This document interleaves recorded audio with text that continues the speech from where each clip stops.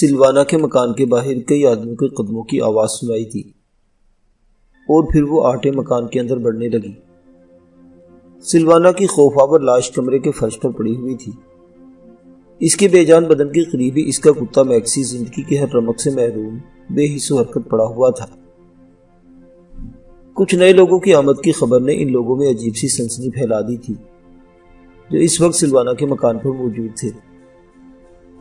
خوفزدہ عورتوں کی رونے کی آوازیں اب دبدبی سبسکیوں میں بدل چکی تھی۔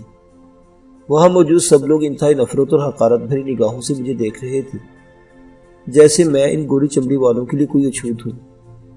برجر کی قہربار نگاہیں مجھ پر اس طرح جمی ہوئی تھی جیسے اس کو غافل پاتی ہی میں وہاں سے بھاگ نکلوں گا، اور میں ان سب کے درمیان اس طرح سر جھکائے کھڑا تھا جیسے میں نے ہی سلوانا کو قتل کیا ہو۔ ان لوگوں کے رویے نے مجھے سخت گھٹن اور ذہنی آزار میں مبتلا کر دیا تھا، اور اس پر مستزاد باہر سے آنے والی مانوس اور تحکمانہ آواز تھی۔ وہ یقیناً مانینی ہی کی آواز تھی۔ شاید وہ میری بو کے سہارے صحرا کے سینے کو رونتا ہوا اپنے کچھ رفیقوں سمیت اس آئل فیلڈ تک آ پہنچا تھا۔ اس نے باہر سے جس انداز میں مخاطب کر کے میری نحوست اور سیاہ کاری کا افسانہ تراشا تھا، اسے آئل فیلڈ پر رہنے والے تقریباً سبھی لوگ متاثر نظر آ رہے تھے۔ گو برجر کے سوا ان میں سے کوئی بھی شاید مانینی کی بات نہیں سمجھ سکا تھا، لیکن اس ملعون کا لہجہ ہمیشہ ہی لوگوں پر اثر انداز ہوتا تھا۔ مانینی کی آواز سن کر میں بے حد مضطرب اور ہراساں ہو گیا۔ مجھے یقین تھا کہ اس بار مجھ پر قابو پانے کے بعد مانینی مجھے اذیتوں کے جہنم میں دھکیل دے گا۔ شاید اپنی پراسرار قوتوں کے سہارے وہ جان چکا تھا کہ جبل میں لڑنے والی جنگ میں میری وجہ سے طول کھینچا تھا، اور اگر مانینی جبل کے سردار کی موت کے اعلان میں ذرا بھی تاخیر کرتا تو جبرین کے رہے سہے 10-12 آدمی بھی جبل کی فصیلوں سے باہر مار لیے جاتے۔ میری نگاہ دروازے کی طرف اٹھی ہوئی تھی۔ قدموں کی آہٹیں ہتھوڑوں کی اذیت ناک گونج کی طرح میرے ذہن پر دھمک رہی تھی، اور پھر صحراؤں کی وہ بدرو سامنے آ گئی۔ اس وقت فتح اور کامرانی کے نشے میں سرشار مانینی کے قدم زمین پر نہیں پڑ رہے تھے۔ وہ ناقابل شکست اعتماد کے ساتھ اس کمرے میں داخل ہوا جہاں میں آئل فیلڈ والوں کے نرغے میں پھنسا ہوا تھا۔ اس کے ساتھ صحرائی قزاقوں کا سردار جوبا اور 2 غلام بھی چلے آ رہے تھے۔ قوی ہیکل جوبا کا ستا ہوا چہرہ اس وقت بہت بھیانک لگ رہا تھا، اور اس کی آنکھوں میں خون کی سرخی تیر رہی تھی۔ ہمیں اندر بلانے والا کون ہے؟ بوڑھے مانینی نے مجمع سے چند قدم دور رکتے ہوئے اپنی چندیائی ہوئی آنکھوں کو طائرانہ انداز میں گردش دیتے ہوئے سوال کیا۔ تم کون ہو؟ برجر مجمع کے وسط سے نکلتے ہوئے ٹوٹی پھوٹی زبان میں بولا۔ اس کے لہجے سے ظاہر ہو رہا تھا کہ وہ مانینی سے مرعوب ہو چکا ہے۔ میں ان صحراؤں کا کیڑا ہوں، مانینی پرغرور لہجے میں بولا، اور اس شخص کا آقا بھی جو مجھ سے فرار ہو کر تمہارے درمیان آ چھپا ہے۔ کہاں ہے وہ؟ اسے میرے سامنے کرو، میں اسے دیکھنا چاہتا ہوں۔ اور ہاں، کیا یہاں کوئی خون ہوا ہے؟ میں یہاں زندگی کی حرارت سے محروم انسانی اور حیوانی خون کی بو سونگھ رہا ہوں۔ حسین، شاید تو زخمی ہوا ہے لیکن ابھی زندہ ہے۔ تو مانینی سے دور رہ کر آسانی کے ساتھ مر بھی نہ سکے گا۔ حسین! برجر نے گردن گھما کر مجھے آواز دی، اور میں شکست خوردہ انداز میں آہستہ آہستہ چلتا اس کے قریب پہنچ گیا۔ تیرا چہرہ واقعی لہو لہان ہے، مانینی نے غور سے مجھے دیکھتے ہوئے طنزیہ انداز میں کہا۔ بد نصیبی تیرا تعاقب کر رہی ہے حسین، تو مانینی سے فرار ہو کر کہیں بھی سکھی نہ رہ سکے گا۔ تو دیکھ چکا ہے کہ اس صحرا میں مانینی سے فرار ناممکن ہے۔ یہ کون ہے؟ برجر نے چند ثانیوں کی خاموشی کے بعد مانینی سے مخاطب ہو کر میرے بارے میں دریافت کیا۔ یہ میرا غلام ہے، مانینی نے بزرگانہ اور مروب کن آواز میں کہنا شروع کیا۔ اس کی پیشانی پر منحوس ستاروں کا سایہ ہے، اور یہ جہاں بھی جاتا ہے ذلت و رسوائی اور قتل و غارت اور خون آلود ساتھ لے کر جاتا ہے۔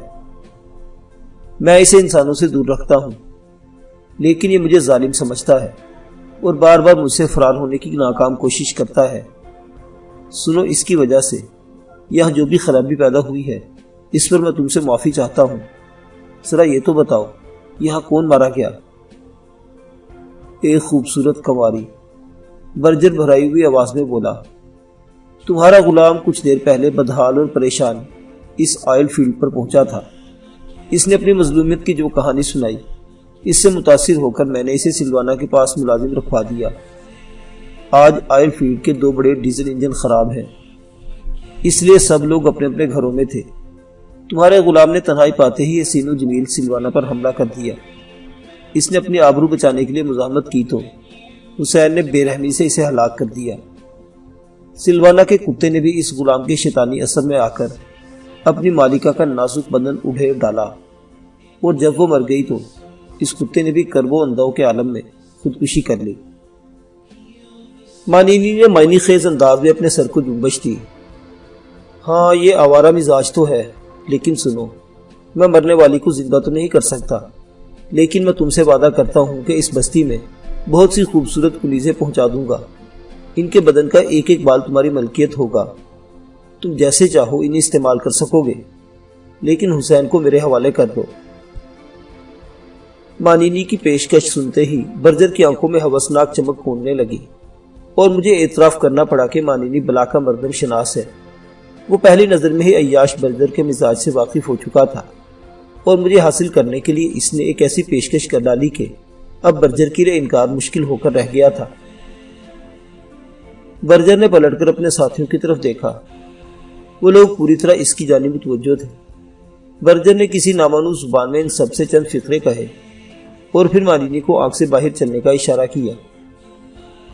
جوبا نے بڑھ کر مضبوطی سے میرا ہاتھ تھام لیا، اور پھر میں ان لوگوں کے ہمراہ سلوانا کے مکان سے باہر آئل فیلڈ پر نکل آیا۔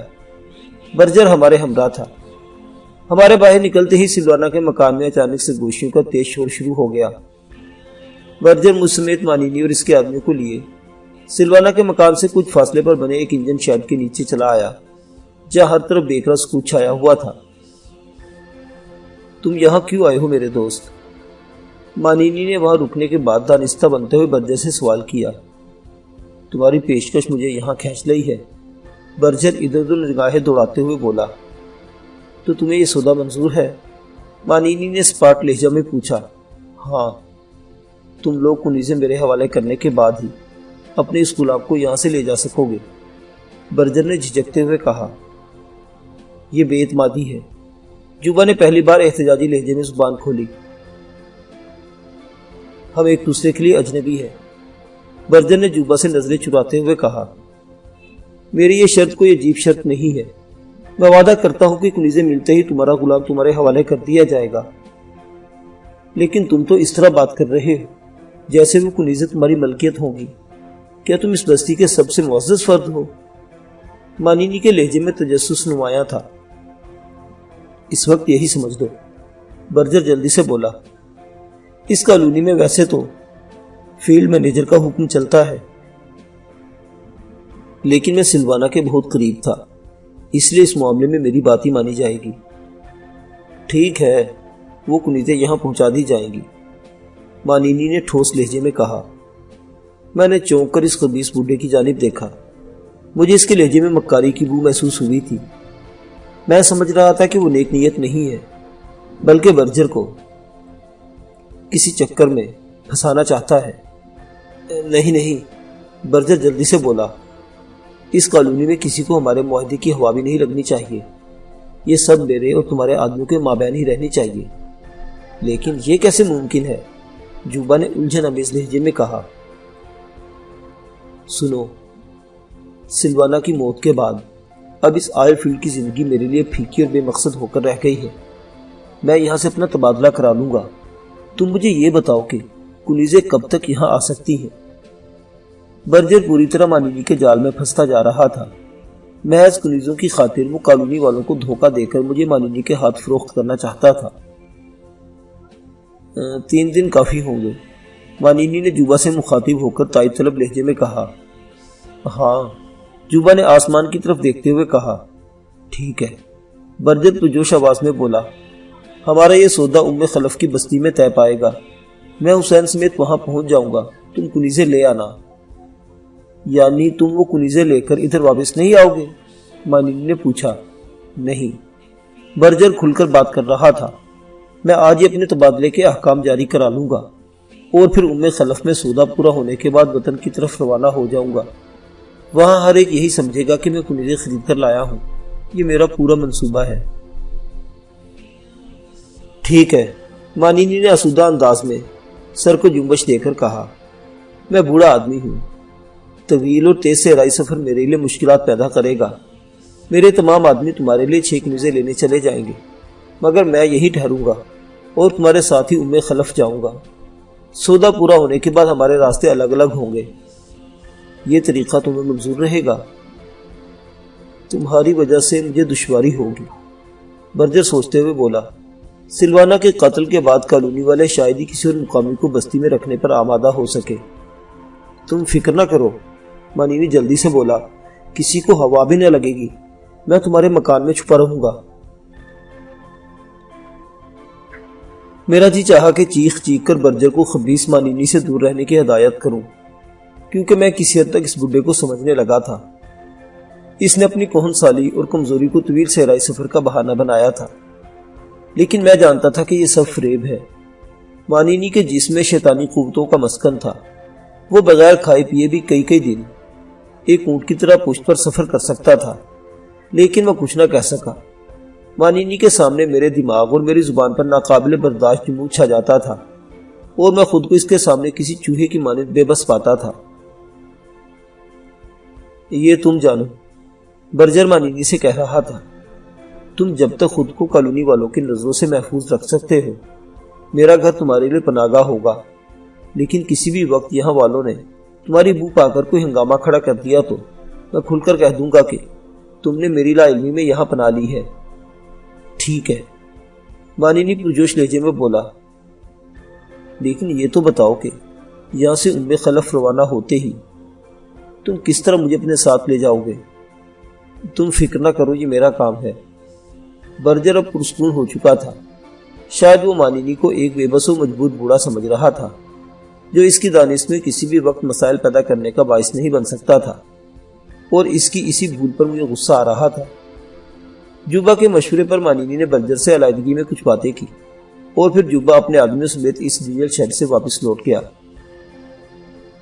جب جوبا اور اس کے ہمراہیوں کے مختصر سے کارواں کا اڑایا ہوا غبار فضا میں تحلیل ہو چلا تو برجر کسی خیال کے زیر اثر چونک کر مانینی کی طرف متوجہ ہوا۔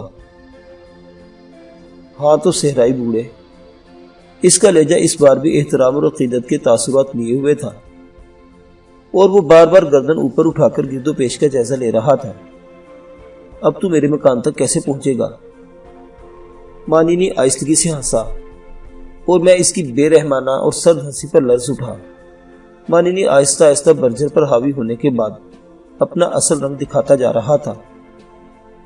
کبھی تم نے تپتی ہوئی صحرائی دوپہر میں ریت کے فلک پوش بگولوں کے طوفان کو دیکھا ہے؟ مانینی نے قدرے آگے جھک کر رازدارانہ سرگوشی میں برجر سے پوچھا۔ وہ بیچارہ گھبرا کر کئی قدم پیچھے سرک گیا، اور اس کی آنکھوں میں حیرت کے سمندر انگڑائیاں لینے لگے۔ وہ مانینی کی اس بات کا مفہوم سمجھنے سے قاصر تھا۔ جواب دے، وہ گوڑی چمڑی والے۔ مانینی اب پوری طرح اس پر حاوی ہو چکا تھا۔ برجر نے غیر ارادی طور پر اپنے سر کو اس بات میں جنبش دی۔ تو سن کے، تو بلند آواز میں مانینی کا نام لے کر ان صحرائی بگولوں پر پھونک مار دے تو وہ دم توڑ دیں گے۔ صحرائی آندیاں مانینی کے اشاروں کی غلام ہے۔ مانینی نے اپنے دائیں ہاتھ کی استخوانی انگلی برجر کے شانے میں گاڑتے ہوئے کہا، نہ جانے تمہیں کیا ہو گیا ہے، تم کیا کہہ رہے ہو؟ برجر خوفزدہ اور گھبرائی ہوئی آواز میں بولا۔ اس کی آنکھیں تیزی کے ساتھ گردش کر رہی تھی، جیسے اسے فرار کی کسی راہ کی تلاش ہو، یا وہ اس ہولناک بوڑھے کے مقابلے میں کسی مددگار کا متلاشی ہو۔ حسین میرا غلام ہے، اور تو مجھ سے کیے ہوئے عہد کا پابند ہے۔ مانینی کا لہجہ پراسرار ہو گیا۔ تو اسے ہمراہ لے کر اب صحرا کے کسی بھی کونے میں چلا جا، میں تیری بو سونگتا ہوا وہاں تک پہنچ جاؤں گا۔ مانینی صحرائی آندھیوں کے سینے میں گھس کر سفر کرتا ہے۔ وہ ریت کے ذروں کا حکمران ہے۔ اس سے عہد شکنی والوں کے انجام پر ہوائی سسکے لیتی پھرتی ہیں، پہاڑیاں خون کے آنسو رونے لگتی ہیں، اور چھوڑ، تو اب گھر جا۔ تیرے لیے اسی قدر تعارف کافی ہے۔ میں دیکھ رہا ہوں کہ تیرا بدن کانپ رہا ہے، کہیں مانینی کے راز جان کر دہشت سے تیرا کلیجہ شق نہ ہو جائے، اور میرے غلام حسین کو بھی ساتھ لے جا۔ آج کی شب میں تیری چھت کے نیچے بسر کروں گا۔ میں دیکھ رہا تھا کہ اس وقت بستی میں اکا دکا افراد کی آمد و رفت جاری تھی، اور شاید ہی ان لوگوں کی وجہ سے مانینی نے برجر پر کوئی حربہ استعمال کرنے سے گریز کیا تھا، ورنہ اس وقت وہ بہت خطرناک تیور لیے ہوئے تھا۔ برجر نے تیزی کے ساتھ پلٹ کر میرا ہاتھ تھاما اور پھر ڈیزل شیڈ کے نیچے سے نکل کر لمبے لمبے ڈھک برتا سلوانا کے مکان کی طرف چل دیا۔ اس وقت سورج مشرقی افق سے بہت اوپر آ چکا تھا، لمبے لمبے دھندلائے ہوئے سائے مختصر ہوتے جا رہے تھے، اور سورج کی تیز کرنوں نے فضا میں سخت تمازت بکھیری ہوئی تھی۔ میں اس وقت برہنہ پا تھا، یوں ہی دھوپ میں چلتے ہوئے ریت پر آیا بے چین ہو گیا، لیکن میں نے برجر کو اپنی دشواری کا احساس نہیں ہونے دیا۔ کچھ ہی دیر بعد ہم ایک بار پھر سلوانا کے مکان کے اس کمرے میں تھے جہاں اس کی لاش پڑی ہوئی تھی۔ وہاں موجود لوگ بہت زیادہ بے چینی کے ساتھ برجر کی واپسی کے منتظر تھے۔ مانینی اور اس کے ہمراہیوں کو برجر کے ہمراہ نہ پا کر بہت سے چہروں پر شدید تحیر کی لہریں دوڑ گئی۔ برجر نہایت پرسکون انداز میں ان لوگوں کو مانینی کے بارے میں کوئی کہانی سنانے لگا۔ لوگوں کے چہرے کے بدلتے ہوئے تاثرات سے ظاہر ہو رہا تھا کہ وہ برجر کی کہانی سے مطمئن ہے۔ اسی اثناء میں ایک ادھیڑ عمر اور قویل جثہ شخص وہاں آ پہنچا۔ سب نے اس کو جس انداز میں تعظیم دی، اس سے ظاہر ہو رہا تھا کہ وہ ان میں کسی بڑے درجے کا مالک ہے۔ میرا قیاس تھا کہ وہی اس آئل فیلڈ کا مینیجر ہے۔ کچھ دیر تک لوگوں سے تبادلہ خیال کرنے کے بعد تیزی سے حالات سنبھال لیے، اور وہاں کھڑے ہوئے لوگوں کو روانگی کا اشارہ کرتے ہوئے وہ اپنی نگرانی میں فیلڈ اسپتال کے عملے سے سلوانا کی لاش اٹھوانے لگا۔ وہ اس حادثہ سے کچھ زیادہ پریشان نظر نہیں آ رہا تھا۔ سلوانا کے مکان سے نکلتے ہی بے اختیار میری اور برجر کی نگاہیں اس دور افتادہ ڈیزل شیڈ کی طرف اٹھی جہاں ہم نے مانینی کو چھوڑا تھا، لیکن اس کا اب کہیں پتہ نہیں تھا۔ میری اور برجر کی نگاہیں چار ہوئی اور میں نے اس کی آنکھوں میں بسے ہوئے خوف کا راز پا لیا۔ مانینی اس وقت بھی بری طرح اس کے اعصاب پر سوار تھا۔ سلوانا کے مکان سے نکل کر لوگ ٹوکریوں کی شکل میں بٹ کر بستی کے مختلف حصوں کی طرف جا رہے تھے۔ کئی افراد نے اونچی آواز میں برجر کو مخاطب کرنا بھی چاہا، لیکن وہ پلٹ کر دیکھے بغیر آگے بڑھتا رہا۔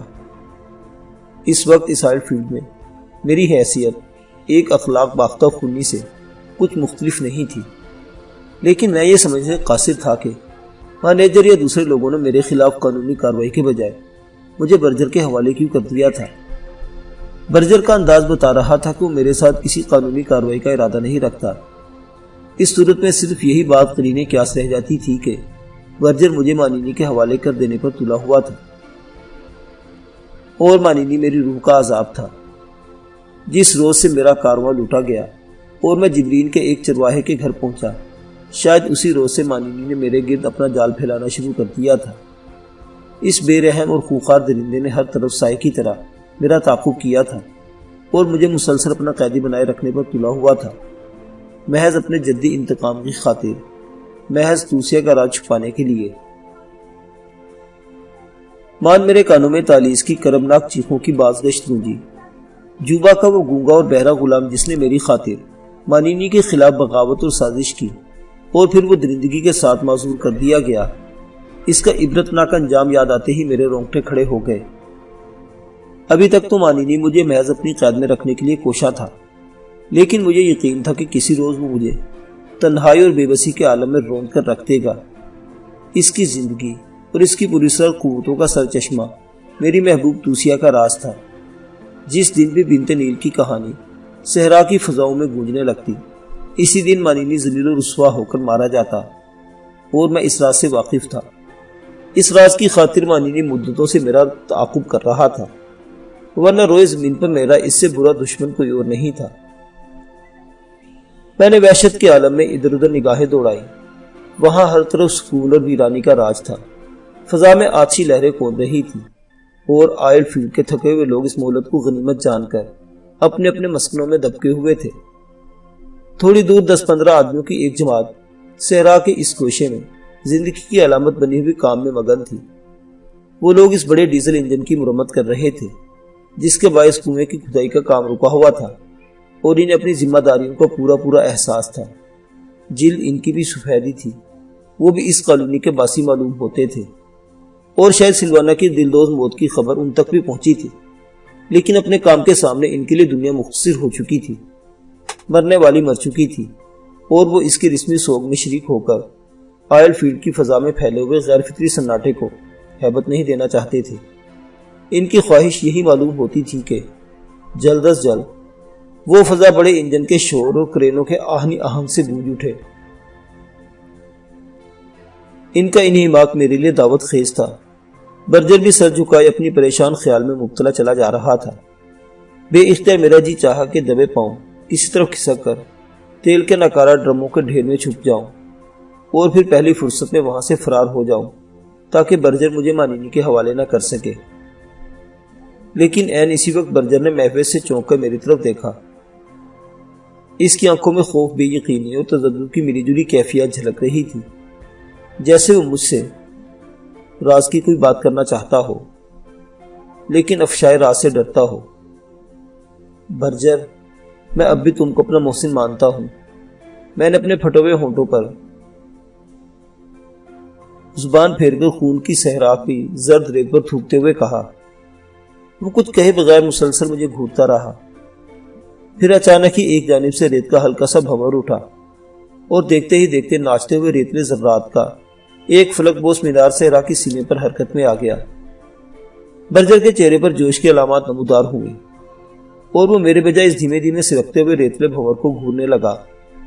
پھر کسی فوری خیال کے تحت وہ تیزی سے اس بگولے کی طرف لپکا اور میں نے اسے مانینی کا نام لے کر اس صحرائی بگولے کی طرف پھونک مارتے دیکھا۔ تحیر سے میرے دل کی دھڑکنیں یک بیک تیز ہو گئی جب میں نے دیکھا کہ وہ بگولا ایک دم خاک نشین ہو چکا تھا۔ یوں لگ رہا تھا جیسے وہاں کبھی کوئی بگولا نہ رہا ہو۔ وہ بدروح ہے، وہ بدروح ہے، برجر ہزیانی آواز میں زور زور سے بڑبڑاتا ہوا میری طرف آیا اور اپنی سوکھ سوکھ آنکھیں میرے چہرے پر گاڑ کر میرے راہ میں حائل ہو گیا۔ اس کے وحشتناک تیوروں نے مجھے حواس باختہ کر دیا۔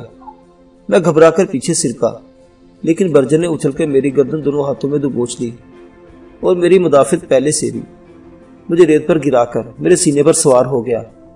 میری گردن ابھی تک اس کے ہاتھوں میں دبی ہوئی تھی۔ قسم اس چیز کی جسے تو پوچھتا ہے، بتا وہ بوڑھا کون ہے، وہ کہاں سے آیا تھا؟ اس نے گھبرائی ہوئی اور وحشتزدہ آواز میں یہ کہتے ہوئے میری گردن پر اپنی انگلیوں کا دباؤ بڑھا دیا۔ برجر کی اس حرکت نے مجھے سراسیمہ کر دیا۔ اس کی اس حالت سے ظاہر ہو رہا تھا کہ وہ اس وقت اپنے آپ میں نہیں اور میرا گلا گھونٹتے ہوئے اسے ذرا بھی تردد نہ ہوگا۔ وہ کون ہے؟ کوئی نہیں جانتا۔ میں اپنی گردن اس کی بے رحمانہ گرفت سے چھڑانے کی کوشش کرتے ہوئے بدقت کہہ سکا، لیکن تم دونوں ایک دوسرے کو خوب جانتے ہو۔ برجر کی آواز پر یک بیک مردنی چھا گئی۔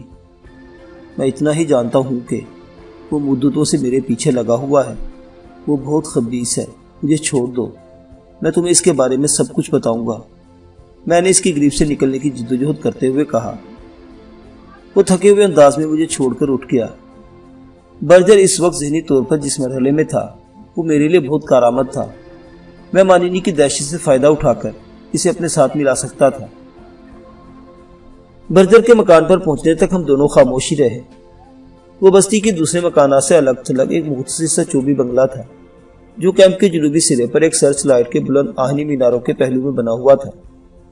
مختصر سے ایئر کنڈیشن کمرے میں پہنچ کر برجر نے نہایت ندیدے پن سے شراب کے کئی جام اپنے حلق میں اڈیلے اور پھر کمرے کے دروازوں اور کھڑکیوں کو اندر سے مقفل کرنے لگا۔ اس کام سے نمٹ کر وہ ایک تخت پر بیٹھ گیا۔ اب دیکھتا ہوں کہ وہ حرامزادہ کیسے یہاں رات میری چھت کے نیچے بسر کرتا ہے۔ اس کا لہجہ خاصا پورا اعتماد تھا کیونکہ مکان میں داخل ہوتے ہوئے سارے راستے حسب معمول مقفل ملے تھے، لیکن میں ابھی تک مطمئن نہیں تھا۔ مجھے یاد تھا کہ جبل کے سردار کی حویلی مقفل ہونے کے باوجود مانینی نہایت اطمینان سے وہاں آ کر لوٹ گیا تھا۔ اس وقت مجھے یہ خیال پیدا ہوا کہ برجر اپنا مکان اتنی دور ہونے کے باوجود سلوانا کی چیخوں پر اتنی جلدی وہاں کیسے پہنچ گیا۔ اور آخر میں نے یہ سوال پوچھ ہی ڈالا۔ انتھونی اس پلاٹ پر مرمت وغیرہ کا انچارج ہے۔ اس کا مکان سلوانا کے گھر سے ملحق ہے۔ میں وہاں یہ پوچھنے کے لیے رک گیا تھا کہ انجن کی خرابی کب تک دور ہو سکے گی۔ فیلڈ پر 4 دن سے اسی طرح موت کا سناٹا چھایا ہوا ہے۔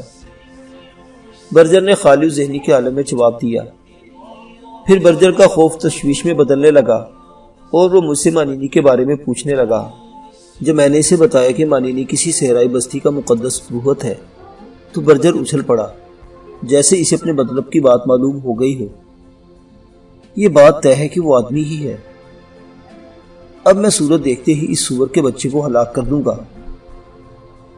اور سن، اب میں تجھے اس کے حوالے کرنے کا ارادہ نہیں رکھتا، وہ غصیلے و پرجوش آواز میں بولا۔ اس کے ارادے کا اظہار سن کر فرتے مسلط سے میرا دل بلیوں اچھل پڑا اور میں بے اختیار اس کے گلے سے لپٹ گیا۔ نہیں برجر، تم مجھ سے بدعہدی نہیں کر سکے گا۔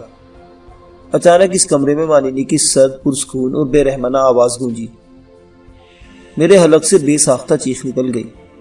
برجر بھی اس طرح اچھل کر مجھ سے الگ ہوا جیسے اس نے بے خیالی میں ننگا برقی تار چھو لیا ہو۔ مانینی ایک الماری کے برابر میں کھڑا تیزی کے ساتھ بار بار اپنی چندیائی ہوئی آنکھیں بند کر رہا تھا، جیسے اسے گھور اندھیرے سے چمکیلی دھوپ میں لا کر پھینکا گیا ہو۔ اس کا بدن غصے سے کانپ رہا تھا اور چہرہ تمتماہٹ کے باعث سیاہ پڑا ہوا تھا۔ برجر نے اسے دیکھا اور دیکھتا ہی رہ گیا، جیسے اسے سکتہ ہو گیا ہو۔ میں تجھ سے پہلے یہاں آ چکا تھا۔ مانینی کا لہجہ شدید غصے کے باوجود سرد تھا۔ مانینی کی کہی ہوئی ہر بات اٹل ہوتی ہے۔ یاد رکھ کے تو جب تک ان صحراؤں میں ہے مانینی کے ہاتھوں سے نہ بچ سکے گا۔ میں اپنے دشمنوں کو سسکا سسکا کر مارنے میں خاص ملکہ رکھتا ہوں۔ برجر کچھ نہ بولا۔ وہ مانینی کو یوں گھور رہا تھا جیسے کوئی بھیانک خواب اس کا روپ دھار کر نگاہوں کے سامنے آ گیا ہو۔ معزز سامعین حضرات، یہ دلچسپ، حیرت انگیز اور پراسرار داستان ابھی جاری ہے۔ بقیہ واقعات اگلی قسط میں۔ دیکھتے رہیے اردو داستان۔ اللہ حافظ۔